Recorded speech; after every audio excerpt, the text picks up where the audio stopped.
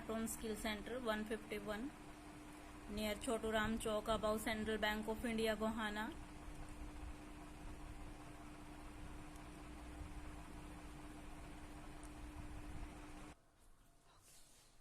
Good morning students, myself Suman Singhal from Hartoon Computer Center 151 Gohana.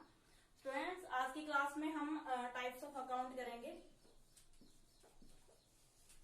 Types of account, account की पहले 5 types से assets account यानी कि संपत्ति खाता,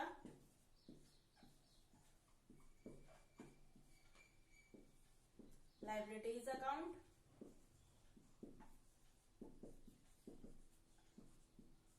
देनदारी खाता,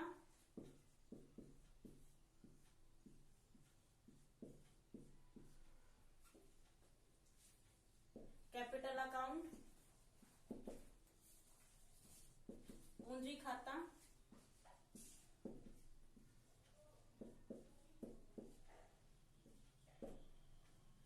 इनकम अकाउंट,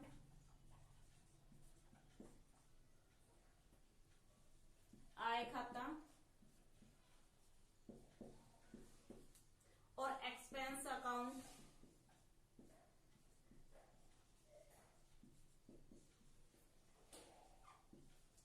खर्चा खाता।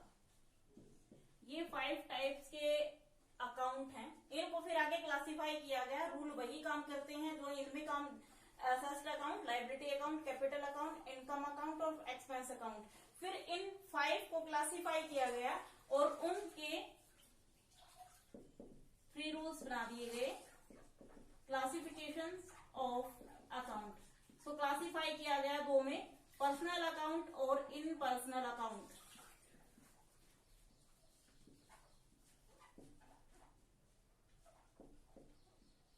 इम्पर्सनल अकाउंट, इम्पर्सनल को आगे 2 में और डिवाइड किया गया, रियल अकाउंट और नॉमिनल अकाउंट।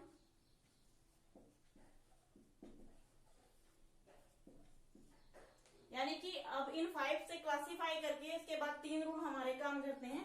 पर्सनल अकाउंट यानी कि व्यक्तिगत खाता, रियल अकाउंट वास्तविक खाता और नॉमिनल अकाउंट नाम मात्र का खाता। ये हैं हमारे रूल्स। अब इन रूल्स के इन सभी की एंट्री और उनके मेथड जानते हैं कि इनको हम कैसे यूज करेंगे, क्या चीज हमें डेबिट में रखनी है और क्या चीज क्रेडिट में रखनी है। तो 5 टाइप्स आगे क्लासिफाई किया गया स्टूडेंट्स। अब हम सबसे पहले करते हैं एसेट्स अकाउंट्स।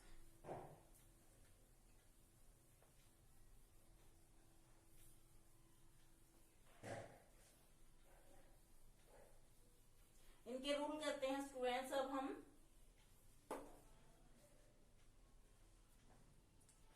सबसे पहला है हमारा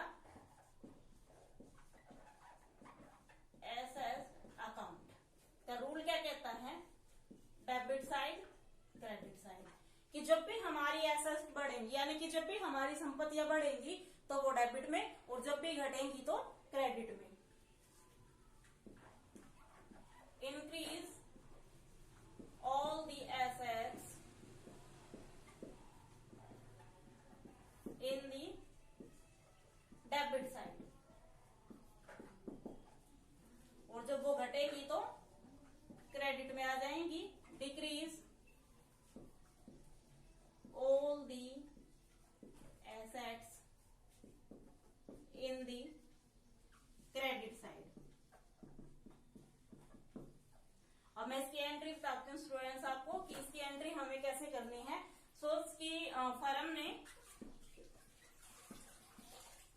1,75,000 का नया फर्नीचर खरीदा।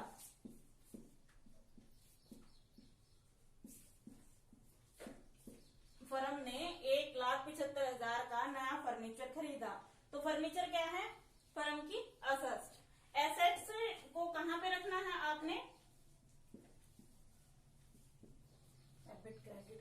फर्नीचर खरीदा है यानी कि एसेट्स आपकी बड़ी है तो आपने कहां रखनी है, डेबिट में।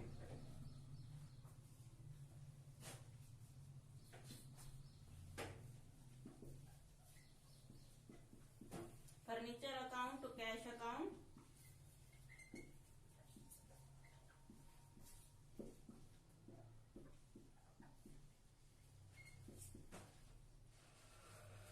ये थी एंट्रीज की कि हमारी जो एसेट्स जब भी बढ़ती हैं तो वो हमेशा कहाँ पे आती हैं, डेबिट में। और अगर मान लो हमारी एसेट्स घटती है, फर्म ने 10,000 की पुरानी बाइक बेची। बाइक क्या है, फर्म की बाइक फर्म की एसेट्स है, और अब वो क्या हो गया, उसने बेच दी, तो आपकी जो एसेट्स है वो क्या होगी, घट गई, तो वो कहां जाएगी, क्रेडिट में।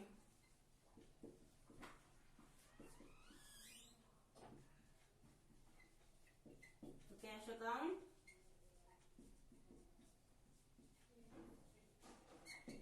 तो स्टूडेंट्स ये है एसेट्स अकाउंट का रूल कि जब भी हमारी संपत्ति, आपने एक ही चीज याद रखनी है, डेबिट में क्या आएगा और क्रेडिट में क्या आएगा। अगर आपको ये चीज क्लियर है तो आपको आसानी से ये रूल भी क्लियर हो जाएंगे और आपको पूरा अकाउंट भी क्लियर हो जाएगा। आपने याद रखना है कि डेबिट में क्या आएगा और क्रेडिट में क्या। एसेट्स अकाउंट का रूल कहता है कि डेबिट में जब भी हमारी संपत्ति बढ़ेगी तो डेबिट में, और जब भी घटेंगी तो क्रेडिट में। तो ये स्टूडेंट्स फर्स्ट था। सेकंड,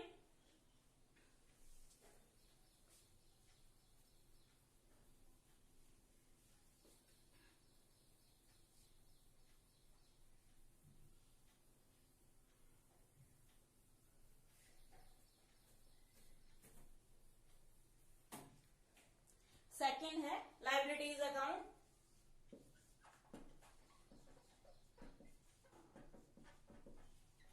लायबिलिटीज अकाउंट का रूल क्या कहता है, लायबिलिटीज होती हैं देनदारियां, यानी कि ये आपके ऊपर कर्ज के रूप में होती हैं। नॉर्मली एक सिंपल बात आप लेके चलो, अगर हमने किसी से पैसे ले लिए तो हमने उसके पैसे लौटाने हैं, तो जब तक हम उसको नहीं लौटाते तो वो हमारे ऊपर कर्ज के रूप में होती है, यानी कि वो हमारी लायबिलिटी होती है कि हमने उसको पैसे देने हैं। तो लायबिलिटीज अकाउंट का रूल क्या कहता है, लायबिलिटीज अकाउंट का रूल क्या कहता है कि जब भी हमारी लायबिलिटीज इंक्रीज होंगी, increase the liabilities in the credit side, और जब वो डिक्रीज होंगी तो डेबिट साइड। अब इसकी एंट्री देखो, मान लो कि फर्म ने मिस्टर राम से 10,000 रुपए लिए। अब लिए हैं तो फिलहाल क्या हुआ है, लायबिलिटीज इंक्रीज हुई है, और इंक्रीज हुई है तो कहां आएगी, क्रेडिट में।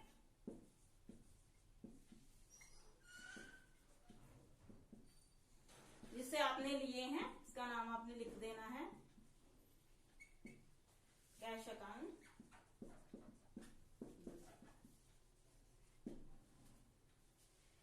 एंट्री इसके अपोजिट आ जाती है। दूसरी एंट्री देखो लायबिलिटीज अकाउंट की, दूसरी एंट्री है कि मान लो फर्म ने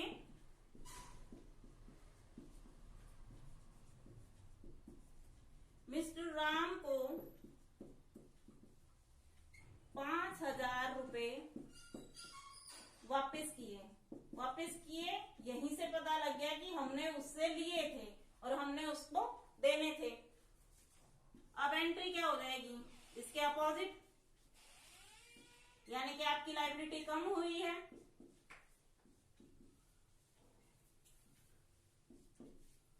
कैश अकाउंट। अब राम को कहां पे रख देना है, डेबिट में, और कैश कहां चला जाएगा, क्रेडिट में। तो ये था सेकंड रूल लायबिलिटीज का। स्टूडेंट्स आई होप कि आपको क्लियर होगा। उसके बाद थर्ड रूल,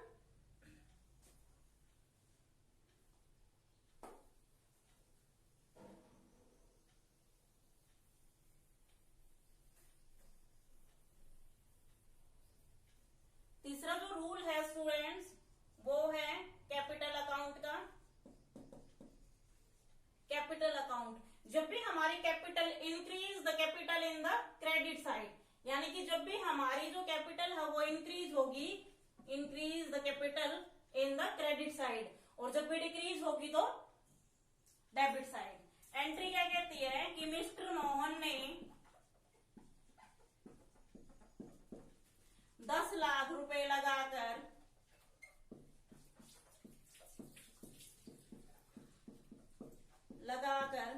अपना बिजनेस स्टार्ट किया।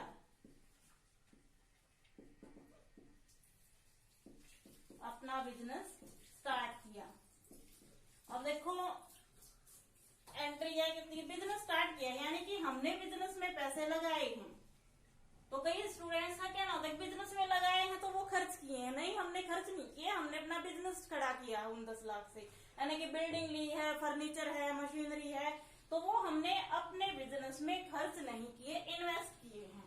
तो उसकी एंट्री क्या जाएगी, यहाँ पे ओनर जो होता है उसके लिए आप प्रोप्राइटर लिख सकते हैं। मिस्टर मोहन प्रोप्राइटर, शॉर्ट लिख देती हूँ। कितने से बिजनेस स्टार्ट किया उसने, 10 लाख से। Cash account 10 lakh. तो ये होती है एंट्री उसकी स्टूडेंट। वो खर्च नहीं किया, उसने एक्सपेंस नहीं किया है, उसने अपने बिजनेस में इन्वेस्ट किया है। दूसरी एंट्री जो ओनर से रिलेटेड ही होती है, मैंने पहले भी बताया था ड्राइंग अकाउंट, कि अगर मान लो अपने पर्सनल कार्य के लिए आप अपने बिजनेस से पैसा लेते हो तो वो एंट्री कहाँ जाएगी, ड्राइंग में। अब इसमें लगा लो कि ओनर ने, ओनर कौन है, मिस्टर मोहन, ओनर ने अपनी फर्म से 10,000 रुपए लिए। यानी कि ओनर ने अपने पर्सनल कार्य के लिए अपनी फर्म से 10,000 रुपए लिए। तो एंट्री क्या जाएगी, इसकी एंट्री जाएगी डेबिट क्रेडिट। यहाँ पे ओनर का नाम लिखना है आपने, mister Mohan proprietor drawing account कितने, 10,000। कैश अकाउंट, ये था थर्ड रूल कैपिटल अकाउंट का, कि जब भी हमारी कैपिटल इंक्रीज होगी तो वो क्रेडिट में आएगी, और जब भी वो डिक्रीज होगी तो डेबिट में आएगी। मेरा एंट्री जो मैं करवा रही हूँ स्टूडेंट, इसलिए आपको करवा रही हूँ ताकि वो जो रूल है वो आपको अच्छे से क्लियर हो जाए। देखो अगर स्टूडेंट्स आप इन रूल को अच्छे तरीके से नहीं करेंगे तो फिर आपको अकाउंट समझ नहीं आएगा। सो प्लीज ये वीडियो आपने, जो मैं रूल करवा रही हूँ आपके 10 दिन में, 15 दिन में, जितने भी मैं आपको अकाउंट करवाऊंगी, अगर वो सारा आपको अच्छे से क्लियर हो जाएगा तो आगे आपको मैनुअल के साथ साथ कंप्यूटराइज करने में भी उसको कोई प्रॉब्लम नहीं आएगी। और स्टूडेंट्स आज आपने यहीं तक करना है। इससे नेक्स्ट क्लास में बाकी के जो 2 रूल हैं और उनकी क्लासिफिकेशन के जो हैं वो मैं आपको कराऊंगी। सो प्लीज आज आप यहाँ तक कीजिए और वीडियो को दोबारा रिपीट कीजिए अगर आपको क्लियर नहीं होता है। Thanks students.